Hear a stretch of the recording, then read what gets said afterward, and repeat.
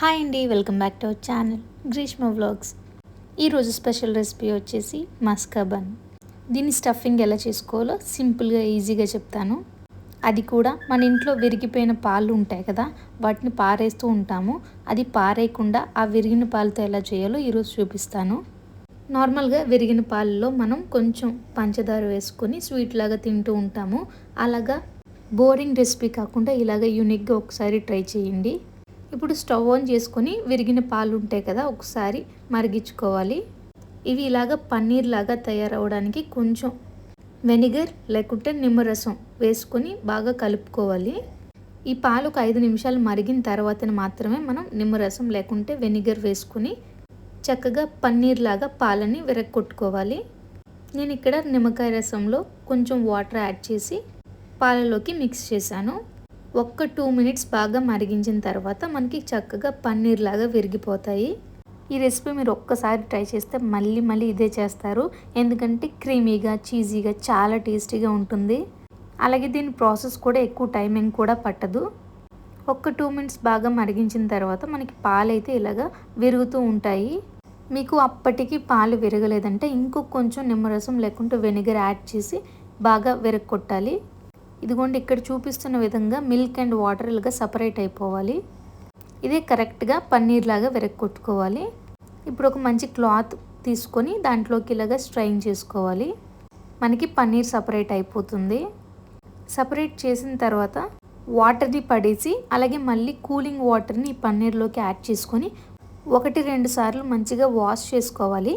దీనివల్ల ఏంటంటే మనం నిమ్మకాయ రసం వేసాం కదా, ఆ పుల్లటి ఫ్లేవర్ ఉండకుండా మనకి నార్మల్ టేస్ట్ వస్తుంది. ఇలాగ వాటర్ వేసుకొని ఇలా క్లీన్ చేసుకోవడం మాత్రం స్కిప్ చేయకండి, లేకుంటే ఆ పుల్లటి ఫ్లేవర్ అలాగే ఉండిపోతుంది. వాటర్ వేసి క్లీన్ చేసిన తర్వాత ఇది మొత్తం స్ట్రైన్ చేసుకోవాలి, కొంచెం కూడా వాటర్ లేకుండా. ఇప్పుడు ఈ పన్నీర్ని అయితే మిక్సీ జార్లో వేసుకొని 1-2 సార్లు పల్స్ ఇచ్చి మంచి క్రీమీ టెక్స్చర్ వచ్చినంత వరకు ఇలాగ మనమైతే మిక్సీ పట్టుకోవాలి. అలాగే దీనిలోకి మనం ఎలాంటి వాటర్ అయితే యాడ్ చేయము. కొంచెం క్రీమ్ లాగా అయిన తర్వాత ఇందులోకి ఒక 6-7 టేబుల్ స్పూన్స్ షుగర్ అయితే వేసుకోవాలి. ఎక్కువ ఇంగ్రీడియంట్స్ కూడా ఏం అవసరం లేదు దీనికోసం. షుగర్ అంతా ఈ పన్నీర్లోకి మంచిగా మిక్స్ అయినంత వరకు మిక్సీ అయితే పట్టుకోవాలి. ఇక్కడ చూపిస్తున్న విధంగా ఇలా క్రీమ్ లాగా రావాలి. ఈ క్రీమ్ని ఒక బౌల్లోకి ట్రాన్స్ఫర్ చేసుకొని పక్కన పెట్టుకోవాలి. కన్సిస్టెన్సీ కూడా ఇలాగ కొంచెం గట్టిగా రావాలి. ఇప్పుడు ఈ స్టఫింగ్ని ఫిల్ చేయడానికి నేను బయట దొరికే బన్స్ని అయితే తీసుకున్నాను. ఇవి స్వీట్ బన్స్, బర్గర్ బన్స్ వేరు. మీరు తీసుకుంటే ఇలాగ స్వీట్ బన్స్ మాత్రమే తీసుకోవాలి. బర్గర్ బన్స్ అవి వేరుగా ఉంటాయి. నేను ఇక్కడ మొత్తం 2 లీటర్స్ మిల్క్తో అయితే చేశాను. నాకు ఒక 6 బ్రెడ్స్కి అయితే వచ్చింది ఈ స్టఫింగ్ మొత్తం.